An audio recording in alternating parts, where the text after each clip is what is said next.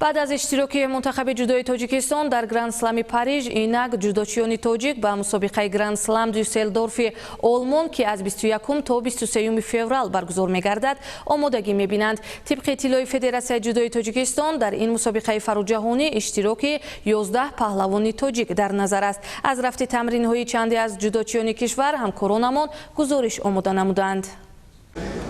تالار ورزشی اکسفیت شهر دوشنبه مکانی تمرین هیئت جودوچیان تاجیک حقنظر نظرов و میرزازاده محمد ایوب که یکی در وزن 81 کیلو و دیگری در وزن 60 کیلو کشور ما را در مسابقه گرند اسلم دوسلدورف آلمان نمایندگی میکنند به حساب میرود. طول قریب یک ماه است که جودوچیان مذکور تحت راهبری مربی اعظمشاه رسولوف از راه اصولهای گوناگون جودو چی عملی و چی تاکتیکی کار گرفته سعی دارند تا در مسابقه در پیش سوده وطن خویش را معرفی کنند.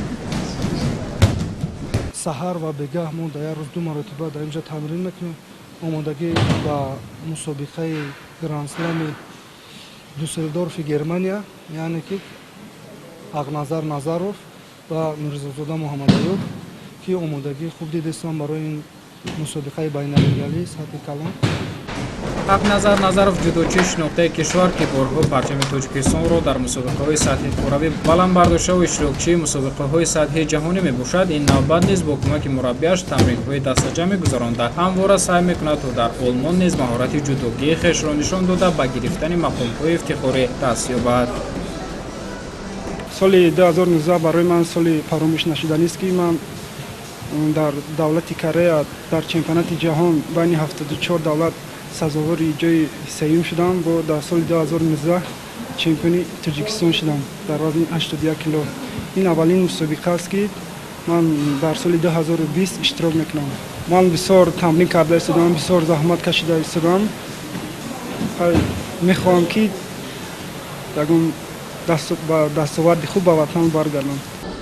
جودوچی دیگر تاجیکستان میرزازاده محمد ایوب که در وزن 60 کیلو در مسابقات مذکور کشور ما را معرفی میکند بارها اشتراکچی مسابقه‌های سطحی داخل و خارج گردیده است. این اولین مسابقه به حساب میرود که محمد ایوب با هیئت منتخب جودوی کشور در گرند اسلم آلمان هنرنمایی میکند.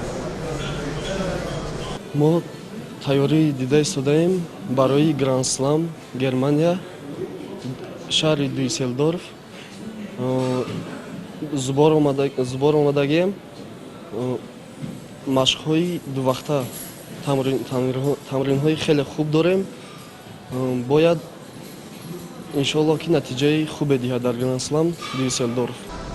چون منتخب جودوی تاجیکستان تحت راهبری سرمربی محمد مراد عبدالرحمنوف در مسابقه گرند اسلم پاریژ اشتراک نمودند، تمرین‌های دستجمعی خویش را پس از این مسابقه در انستیتوت جودوی پاریژ فرانسه با هیئت منتخب گذرانده ایستادند. دسته یکچین تاجیکستان را 11 نفر جودوچی میرزازاده محمد ایوب و عبداللطیف جمال‌الدین هر دو در وزن 60 کیلو، سامان محمدبکov و بهروز خواجه‌زاده در وزن 73 کیلو، اکمل مرادov و حقنظر نظرov در وزن 81 کیلو، کامران شاهی استاپیریون و سیرات‌الله اکرامov در وزن 90 کیلو، سعیدجلال سعیدov، خورشید مجیدov و شکر محمد میرمحمدov در وزن جمعی 100 کیلو تاجیکستان را معرفی خواهند کرد.